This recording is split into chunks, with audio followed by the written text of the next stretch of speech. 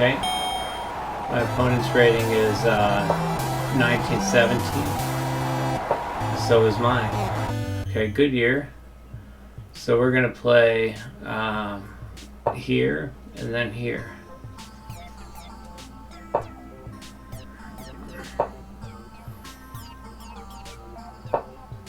Okay. And get the light squared bishop out.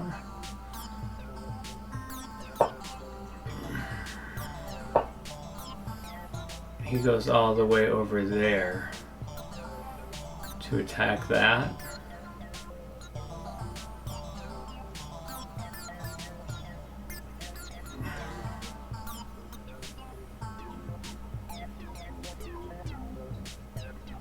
I'll play there.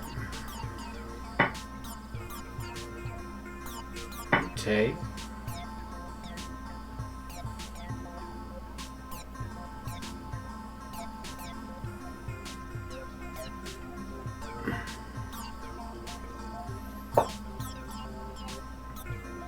No.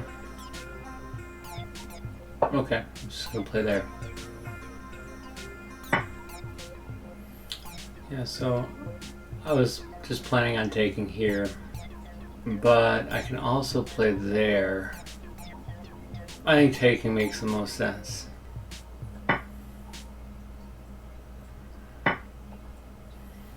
Okay.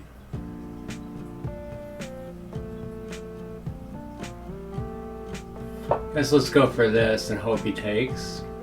Because then I have this. I guess he can go back, but okay, I'll poke at him. I guess I should play a bit faster.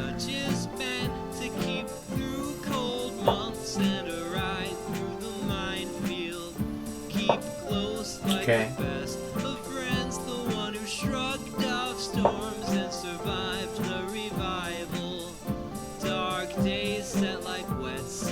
Okay.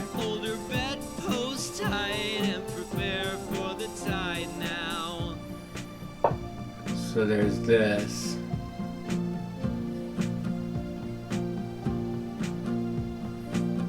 Okay, attack the queen.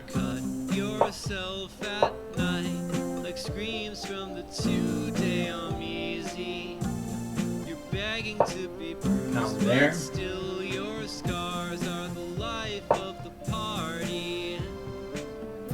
Okay.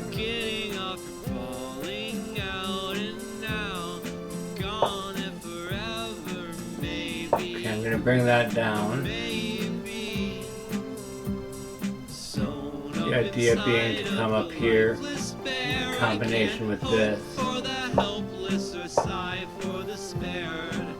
There's no sign that the cycle ends as above is not so, but below is the beggar's friend.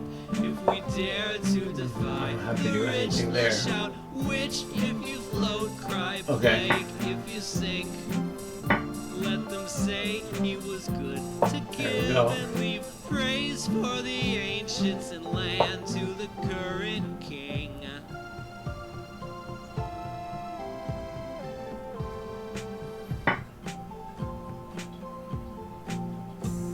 Well, you complain you cut yourself at night, like screams from your too damn easy.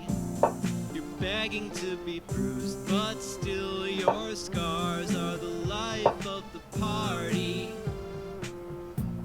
You're slipping up, you're falling out, and now you're gone and forever, maybe.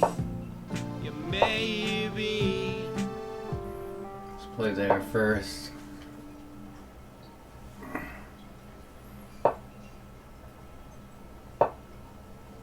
Okay. It's pretty good.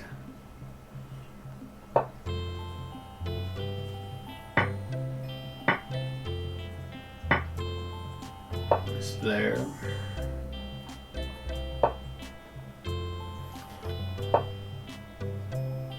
Can check.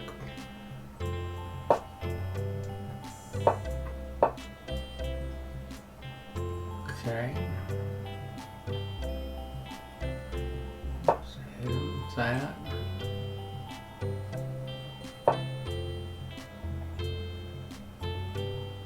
Man, there.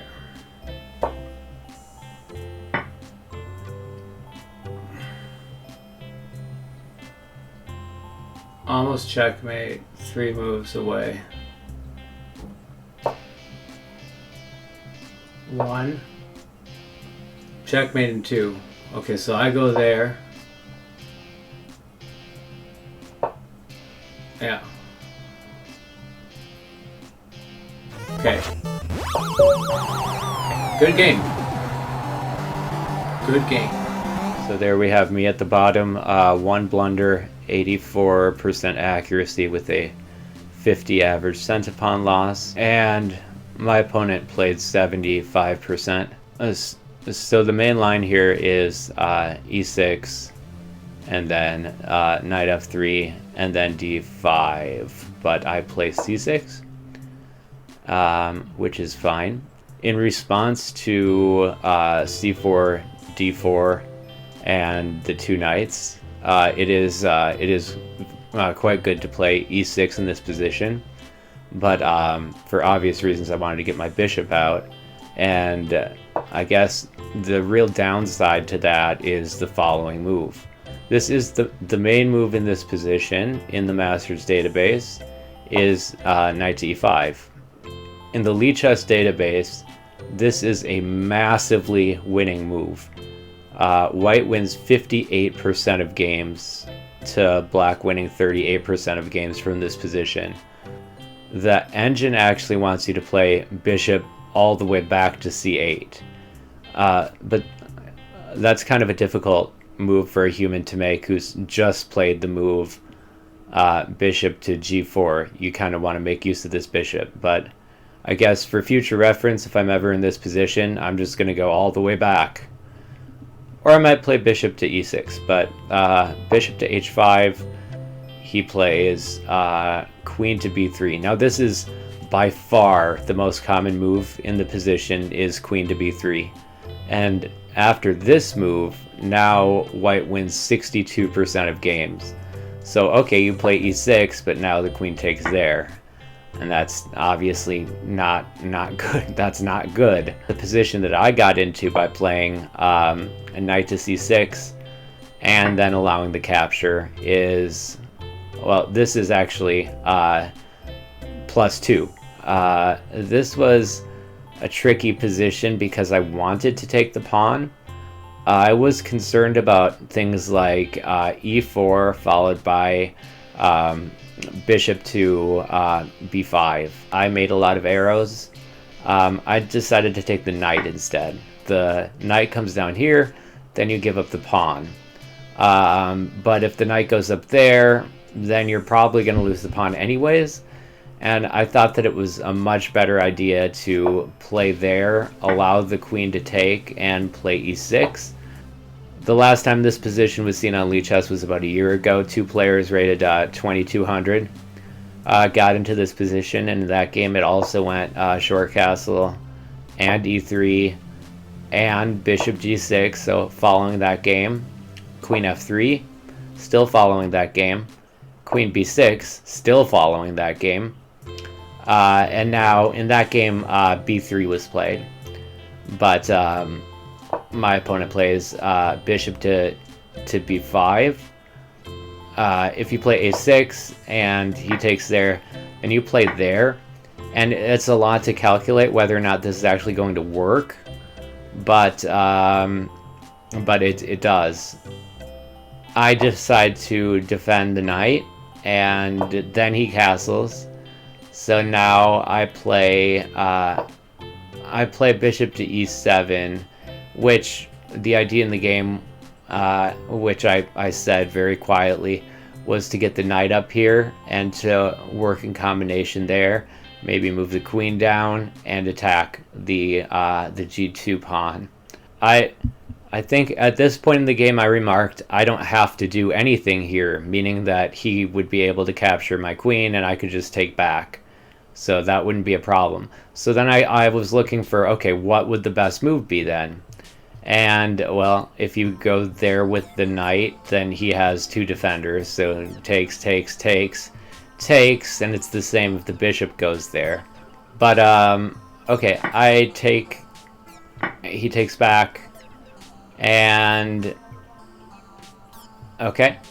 And now I play knight to d3, going after the pawn. And possibly going after this. And my plan was to bring the bishop up and over, and I thought that I have the bishop pair now. After I played bishop d3, I planned on playing something like a6 and then having the bishop camp out here, but the knight would take, and the bishop has pretty much no squares to go to here. It's just got that one, and this one. So I didn't want to go back to the king side. So I come down here, and now I have to be very careful. 1, to keep my bishop pair, because that's what this is all about. And 2, I can't play a move like bishop to e7, because then the rook will likely win a piece. So he goes all the way back to f1 with his bishop, and I play bishop a5, avoiding any tactics. I've got my pawns and my bishop pair in full control.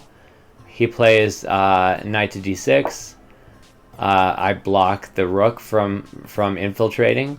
He plays bishop to c4. I really didn't want to take here, because then the knight takes back and is already attacking my other bishop.